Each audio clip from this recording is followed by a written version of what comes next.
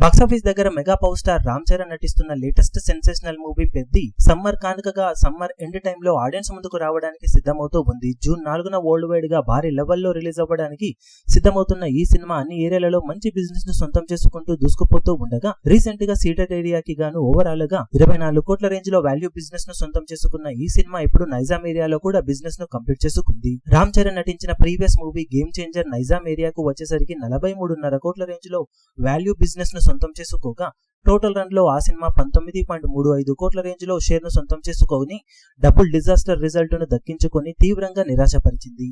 ఆ cinema result తర్వాత ఇప్పుడు ఆడియన్స్ ముందుకు పెద్ద సినిమాతో వస్తున్న రామ్ చరణ్ ఓవరాల్ గా వాల్యూ బిజినెస్ కింద 48 కోట్ల రేంజ్ లో వాల్యూ బిజినెస్ ను నైజాం ఏరియాలో సొంతం చేసుకున్నాడు. ఓన్గా రిలీజ్ అవుతున్న తీరు ఓవరాల్ బిజినెస్ లెక్క 48 కోట్ల రేంజ్ లో ఉంటుందని అంచనా. One of the highest rates business నే నైజాం ఏరియాలో సినిమా సొంతం చేసుకుందని చెప్పవచ్చు.